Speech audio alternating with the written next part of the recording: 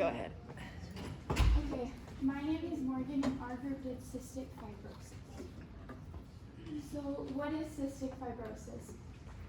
It's a hereditary disease that causes severe damage to the lungs. And not only does it affect the lungs, it also affects the digestive system and many other organs in the body. And this condition is life-threatening, and people living with CF tend to live shorter lives. And so as you can see in this picture, on the right there's a healthy lung, and on the left is a cystic fibrosis lung, and you can see all the mucus in there, which I'll describe later on. So some causes. CF is actually an inherited disorder and is caused by a gene mutation. And so this defective gene contains a code which is responsible for controlling the flow of salt and water outside of the organs, including the lungs and the pancreas. And so in CF, this balance is disturbed, which means the production of the thick mucus can get in the lungs. And so for a person to have CF, they need to inherit this gene from both parents. And so there's a 25% chance a child will have CF, a 50% chance that the child will be a carrier but will not have CF, and then there's another 25% chance that the child will not be a carrier and not have CF. So symptoms and assessments, there's respiratory symptoms, and so this is because the thick mucus gets built up in the lungs and it clogs the tubes that carry air in and out.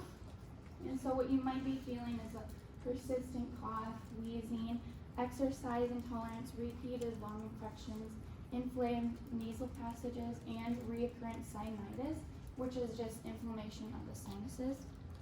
And so along with that, there's also digestive symptoms, and this is because the thick mucus can also block certain enzymes that help with digestion.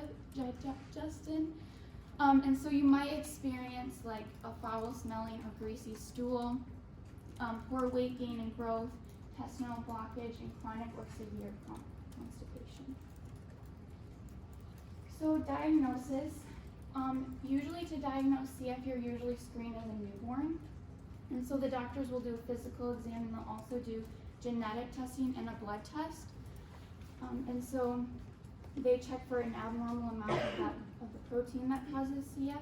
And so the genetic testing can tell if the baby has that mutated gene or not. And so if you aren't screened as a newborn, there are other ways. And so a sweat chloride test is the most common way, and this checks for that increased level of salt in the sweat. And then the second way is a sputum test, which just tests like the mucus from the lungs.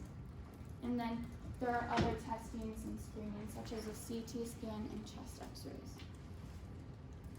So for treatments, there is no cure for CF, but the treatments help manage the symptoms. However, managing the symptoms can be very difficult and can vary from person to person. So the first way is through medications, and there are a lot of different medications to help, and a couple of the most common are antibiotics, which are taken daily to help prevent any further infections. And the second is mucus thinning drugs, which help make the mucus thinner and less sticky.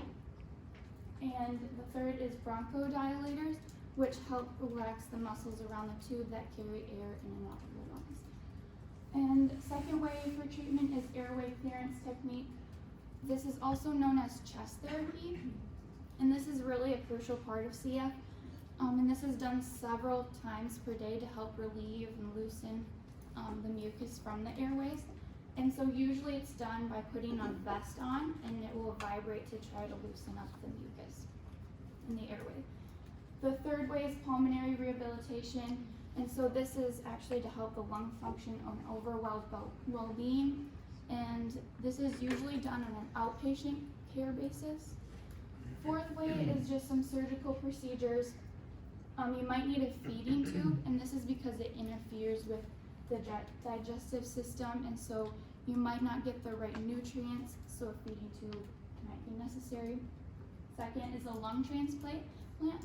And since CF can affect the breathing in the lungs, a lung transplant might be necessary. Same with the liver. Your liver might be damaged and so you might need a liver transplant.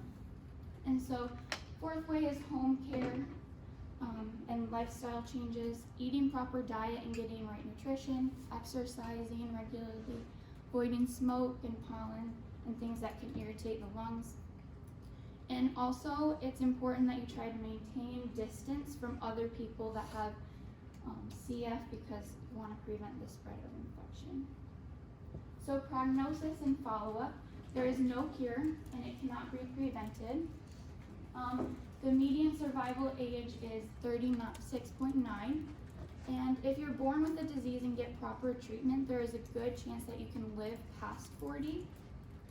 80% of child patients will reach adulthood, and this is because there's new advances in medical technology that have improved this prognosis.